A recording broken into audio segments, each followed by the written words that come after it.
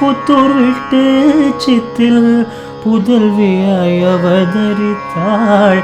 எல்லாவித தடைகளையும் பொடி பொடியாயாக்க வந்தாள். எல்லாவித தடைகளையும் பொடி பொடியாயாக்க வந்தாள். ஆண்டாளம்மா ஆண்டாளம்மா ஆண்டாளம்மா என்றே நாமம் சொல்லுவோம்.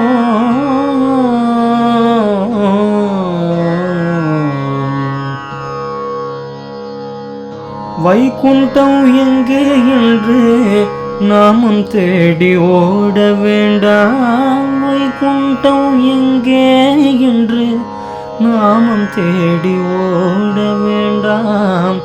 ஆண்டாளின் திருப்பாதம் கெட்டியாக பிடித்து கொள்வோம். ஆண்டாளின் பொற்பாதம் கெட்டியாக பிடித்து கொள்வோம். வைகுண்டம் அழைத்து செல்வாள், பரமனிடம் பேச வைப்பாள். வைகுண்டம் அழைத்து செல்வாள், பரமனிடம் பேச வைப்பாள். ஆலிங்கனம் செய்ய வைப்பாள், அழகாக சிரித்து நிற்பாள். ஆலிங்கனம் செய்ய வைப்பாள், அழகாக சிரித்து நிற்பாள். ஆண்டாளம்மா ஆண்டாளம்மா ஆண்டாளம்மா என்றே நாமம் சொல்லுவோம். ஆண்டாளம்மா ஆண்டாளம்மா என்றே நாமம் சொல்லுவோம். ஜெய் ஸ்ரீமன் நாராயணா. பாசுரம் 15. எல்லே இளங்கிளியே இன்னும் உறங்குதியோ, சில்லண்டழையேன் நின் நங்கேமீர் போதர்கின்றேன். வல்லே உன் கட்டுரைகள் பண்டே உன் வாயறிந்தும் வல்லீர்கள் நீங்களே நானேதான் ஆயிடுக. ஒல்லை நீ போதாய் உனக்கென்ன வேற்றுடையே, எல்லோரும் போந்தாரோ போந்தார் போல் எண்ணிக்கொள். வல்லானை குன்றானே மாற்றானை மாற்றழிக்க வல்லானை மாயானை பாடேலோ ரெம்பாவாய். எனக்கு ரொம்ப பிடிச்ச பாசுரம் இது, ரொம்ப பிடிச்ச பாசுரம். 30லே ரொம்ப பிடிக்கும். ஏன் அப்படின்னா நம்ம எப்படி இருக்கணும், எப்படி இருந்தால் நம்ம நிம்மதியாக இருக்கலாம் அப்படிங்கிறதுல இந்த பாசுரத்தில் ஒரு சூக்ஷமம் இருக்குது.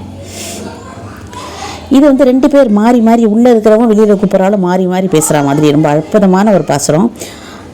பின்னாடி பேசினவர்களே பங்கைய கண்ணானை பாடையிலோ ரம்பாவை 14வது பாசுரம். சங்கோடு சக்கரம் ஏற்றும் தடக்கையின் பங்கைய கண்ணானை பாடையிலோ ரம்பாவை.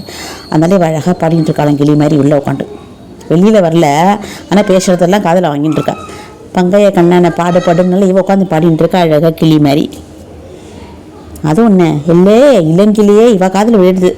அது என்ன வயசான கிளி இல்லையா அப்படின்னா இது சின்ன பொண்ணு, அதனால சின்ன கிளியே ஒரு அழகு. அது குட்டி கிளி இவ்வளோ அழகாக பாடும். இப்போ பெரிய கிளி யாருன்னா சுகபிரம்ம ரிஷி அப்படின்னு சொல்கிறார். ஏன்னா அவர் தானே கிளி ரூபத்தில் இருந்து பகவத்கீதையை கொடுத்தாரு அப்படின்னு சொல்கிறா பெரியவா. எது இருந்தாலும் இவ ஒரு சின்ன கிளி. ஏலே இளங்கிளியே இன்னும் உறங்குதியே இன்னும்மா தூங்கிட்டு இருக்க அப்படின்னு கேட்ட உடனே உள்ளே இருக்கிறவங்களுக்கு சும்மா கோவம். ஏன்னா பாடின்னு இருக்கால, பாடும்போது டிஸ்டர்ப் பண்ண கோவம் வருமா வராதா? அதுவும் கிருஷ்ணனை நினச்சின்னா பாடின்னு இருக்கா. சில்லன்றையின் மீன் அப்படின்னா டிஸ்டர்ப் பண்ணாது. சில்லுன்னு ஒரு சில பேர் டிஸ்டர்ப் பண்ணுறதே வேலையை வச்சுட்டு இருப்பா இல்லையா? அது பூஜை பண்ண போதுலாம் டிஸ்டர்ப்லாம் பண்ணக்கூடாது. இவன் ஏதோ பக்தியில் இருந்துட்டுருக்கா, அதான் டிஸ்டர்ப் பண்ணாதீங்கோ அப்படின்றது. சில்லன்றையின் மீன் நங்கே மீன் போதற்கின்றேன் அப்படின்ற இந்த மாதிரிலாம் என்று நான் இந்த மாதிரிலாம் எனக்கு டிஸ்டர்ப் பண்ணாதீங்க சில்லுன்னு பேசி அப்படின்ட்டு. அவள் சொல்கிறவள் வல்லே உன் கட்டுரைகள் பண்டே உன் வாயிருந்தும் உன்னை பற்றி நன்னா தெரியும்டி. எனக்கு உனக்கு வாய் தான் நன்னா தெரியும். நீ அழகாக பேசுவ, இஷ்டத்துக்கு பேசுவ, நல்லா வாயாடின்னு எங்களுக்கு தெரியும். இத்தனை பேர் வந்திருக்கோம், பார்க்காத கொல்லாத வராத இப்படி சொல்கிறியே, நல்லா இருக்கு, சும்மா உனக்கு வெறும் உனக்கும் வாய் தான் அப்படின்னு சொன்னதுக்கப்புறம் நான் ஒன்றும் வாயாடி இல்லை அப்படின்னு சொன்னவளுக்கு என்ன ஆச்சோ தெரியல. ஏன்னா இவள் சண்டை போடுற அளவுக்கு கொழாடி சண்டை மாதிரி இவாள்லாம் அப்படியா? இவாள்லாம் பெரிய பக்தர்கள் இல்லையா? உயர்ந்த கருத்து. அதுவும் ஆண்டாளாம ஆசிட்டு போகிறான்னா என்ன அப்போ சொப்பையாவாக இருக்கும் இல்லையா? சொல்ல வந்துட்டேன். நான் ஒன்றும் கதை பேசுகிற கிடையாது, நான் ஒன்றும் அப்படி கிடையாது, இப்படி தான் சொல்ல வந்த பட்டுன்னு நிறுத்தின்ட்டேன். வள்ளியர்கள் நீங்களே நானே தான் நாயிடுங்க. சரி, நான் வயடவே இருந்துட்டு போகிறேன். எப்படி இந்த அனுபவம் வந்தது? எப்படி திடீர்னு ஒரு சண்டை போடும்போது சரி நானே அப்படி தான், நான் அப்படி தான், சரி என்ன மன்னிச்சுட்டுக்கோ அப்படின்ட்டு சொல்கிறதுல என்ன குறைஞ்சிடுறோம். ஆனால் சொல்லவே மாட்டோம். இப்படி நம்ம சண்டை பாதி பகை வருது, பாதி சண்டை வருது, பாதி நம்மளை விட்டு உறவுக்காரா பிரியறது, சாகர வரலையே மூஞ்சி போகாத கூட இருக்கிறது. இது எல்லாம் என்னன்னு கேட்டால் அந்த சரி பேசி சண்டை வளர்க்குறதுனால தான். கொஞ்சம் விட்டு கொடுத்துட்டு சரிப்பா மன்னிச்சுட்டு சரி இனிமேல் வழிக்க வரல, சரி மன்னிச்சுட்டு அவ்வளோதான், விட்டுரு, இதோட விட்டுக்கலாம் அப்படின்னு நம்ம ஒரு வார்த்தை சொல்லிட்டோம்னா பிரச்சனையே கிடையாது. ஆனால் நம்ம கேட்போம், எல்லாத்துக்கும் போய் விட முடியுமா அப்படின்னு கேட்போம். அதாவது சந்தர்ப்ப சூழ்நிலை பொறுத்துருக்கு. அந்த மாதிரி மேலோட விஷயத்துக்கு டபக்குன்னு விட்டுருணும். ஏன்னா கூப்பிட்றவெல்லாம் பார்க்க வதால எதுக்கு கூப்பிட்றா, நோம்புண்டுக்க தானே கூப்பிடுவா, இப்படி சொல்லலாமா அப்படின்னு பட்டுன்னு. இவளுக்கு யாருன்னா பரதன் ஒரு பெரிய முன்னோடியாக இருக்காராம். ஏன்னா பரதனை பற்றி சொல்லியே ஆகணும். லக்ஷ்மணன் அப்படின்னு சொன்னாலே கைங்கரியத்துக்கு லக்ஷ்மி சம்பன்னன்னு சொல்வாள், கைங்கரியத்துக்கு சிறந்தவர் இல்லையா. ராமர் அப்படின்னா ரம்யம், பார்க்குறவாள் அப்படியே பிரமிச்சு ரம்யமாக ஆக்கிற கோயில், அப்படி ஆக்கர்ஷண சக்தி. பரதன்னா பாரத்தையே சுமக்கக்கூடியவன். எந்த பாரம் அப்படின்னா 14 வருஷம் சுமந்தார், அது கிடையாது, பழி பாவத்தை சுமந்தார். இவனால தான் காட்டுக்கு போனான். ஆத்தாடும் பிள்ளையும் ராமனை காட்டுக்கு அமிச்சிட்டான்னு ஊரே ஏசல் பேசிட்டு அவரை இல்லையா. அதுக்கு தான் பாரம். அது எவ்வளோ பெரிய பாரம். இவருக்கு என்ன தெரியும்? இவர் பாட்டில் பாவம் கல்யாணம் ஆனவனா மாமா வரத்துக்கு போயிட்டார். வந்த உடனே தான் ரகலை நடந்திருக்கு. இவருக்கு ஒன்றுமே புரியல பாவம். எப்படி இருக்கும் செய்யாத பழி.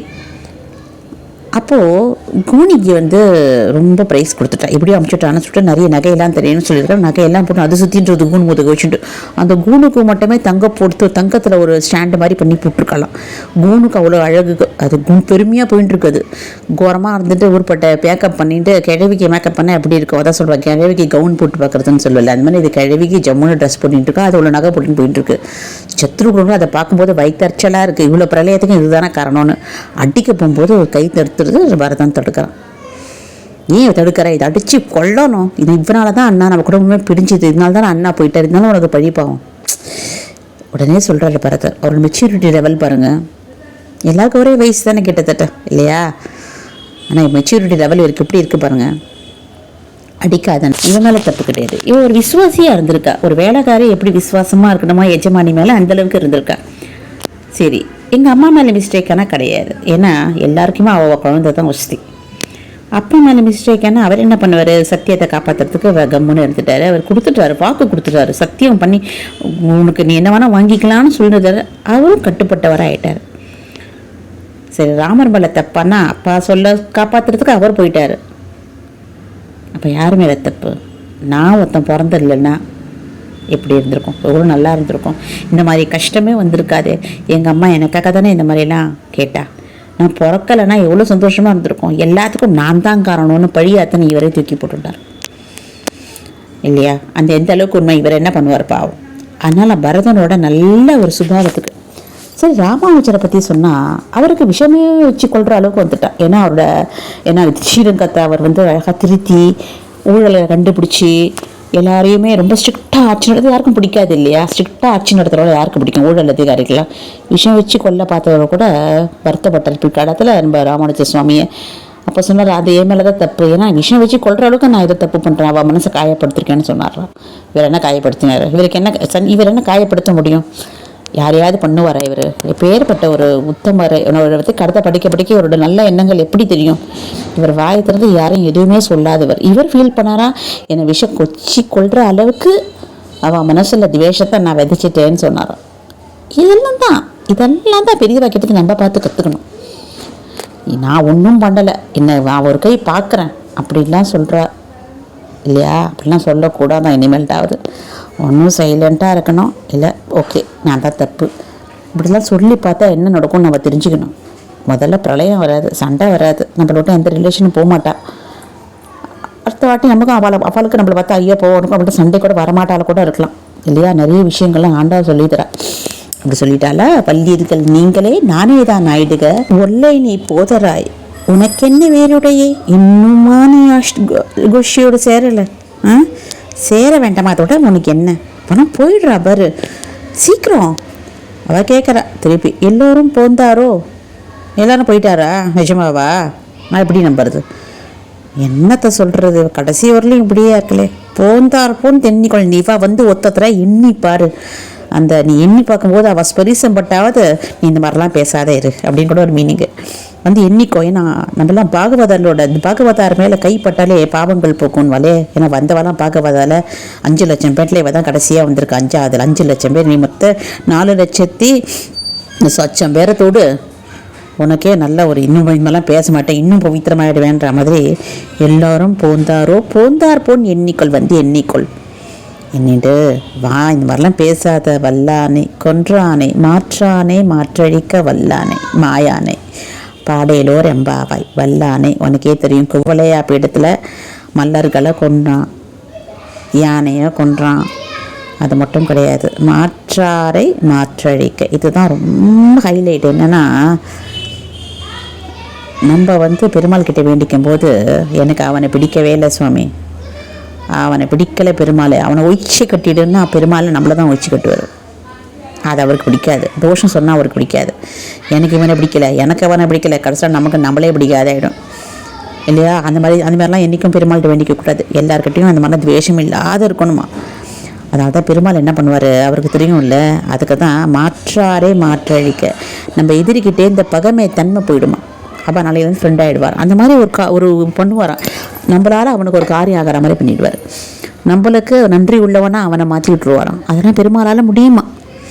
ஏன் முடியாது? எல்லாம் முடிகிறவளுக்கு ஏன் முடியும்? பகைமையை அழிக்கணும் இல்லையா? ஒரு கல்யாணத்துக்கு போனோம், ஜில்லுன்னு ட்ரெஸ் பண்ணிட்டு, அப்போ அப்படியே ஹாப்பியாக ஊர்பட்ட நகையை போட்டுட்டு போனோம், ஊர்பட்ட புடவை கட்டின்னு போகிறோம், ஜம்முன்னு போய் இறங்குறோம். பார்த்தா நம்ம கோஷ்டியில் நமக்கு எதை பிடிக்குமோ நமக்கு பிடிக்காத கோஷ்டியில் ஒன்று உட்காண்ட்ருக்கு. அதை பார்த்தா நமக்கு பத்தின்ட்டு வந்தால் நம்ம ட்ரெஸ்ஸே ஏன் பண்ணிட்டேன்னு ஆகணும். அது பார்க்குற பார்வையெல்லாம் பார்த்தா, ஏன்னா விரோதி இருந்தால் அப்படி தான் நடக்குமா. இதே நம்ம போகிறோம், எல்லாருமே ஃப்ரெண்டு எல்லாம் கூப்பிட்டு கட்டி பிடிச்சிட்டு சந்தோஷமாக இருக்கும் பாருங்கள். ஒரு விரோதினால் ஒரு ஃபங்க்ஷனே கெட்டு போயிடும். அந்த விரோதி இல்லைன்னா அந்த ஃபங்க்ஷன் இன்னமும் நல்லாயிருக்கும். ஏன்னா நிறைய பேர் வெளியில் போகிறதே பெரிய கஷ்டமாக இருக்குது. ஸோ அதுக்கு தான் பெருமாள் கிட்ட வேண்டிக்கணும், பகைமையே அறுத்துரு. யாருக்கும் என்னை பார்த்தா பிடிக்காத இருக்கக்கூடாது, எல்லாருக்கும் என்னை கேட்டால் பிடிக்கணும். அதே மாதிரி எனக்கும் எல்லாரையும் பிடிக்கணும். அந்த மாதிரி பண்ணுறவர் பெருமாளும். மாற்றாரை மாற்றழிக்க வல்லானே, பேர்பட்டவரை மாயானே, அந்த மாய வேலை செஞ்சு எப்படியாவது மாற்றி விட்டுருவார் இல்லையா? சொல்லும் அவர் என்ன, பக்தர்களுக்கு அவர் என்ன பண்ண மாட்டார், எல்லாம் பண்ணுவார் இல்லையா? அதுக்கு தானே அவளுக்கு உச்சாணியில் வச்சுருக்கோம் பெருமாளை. எல்லாம் சங்கல்ப சக்தியில் என்ன வேணால் பண்ண முடியும் அவரால். ஆனால் நம்ம வேண்டுதல் கரெக்டாக பர்ஃபெக்டாக உண்மையாக இருந்தால் அவர் கண்டிப்பாக செவி சாய்ப்பார். அப்பேற்பட்ட பெருமாளை பாடாத என்னம்மா பண்ணுற, வாமா வல்லானை கொன்றானை மாற்றாரை மாற்றழிக்க வல்லானை மாயானை பாடையிலோர் எம்பாவாய் அப்படின்ட்டு சொல்கிறா நம்ம நாச்சியாரம்மா. நிறைய விஷயங்கள் தெரிஞ்சிருக்கணும். ஃபஸ்ட்டு நம்ம யாரை பற்றியும் வந்து குறை சொல்லக்கூடாது. நம்ம தப்பு பண்ணால் கூட ஆர்கியூ பண்ணக்கூடாது. ஆனால் டைம் வேஸ்ட் ஆகும். ஆர்கியூ பண்ணி சண்டை போடுறதுனால விரிசல்கள் தான் ஜாஸ்தியாகும். ஒத்துக்கணும், சரி விடு, ஆளை விடு, இனிமேல் அது மாதிரி நடக்காது, சரி நானே இருந்துட்டு போகிறேன்.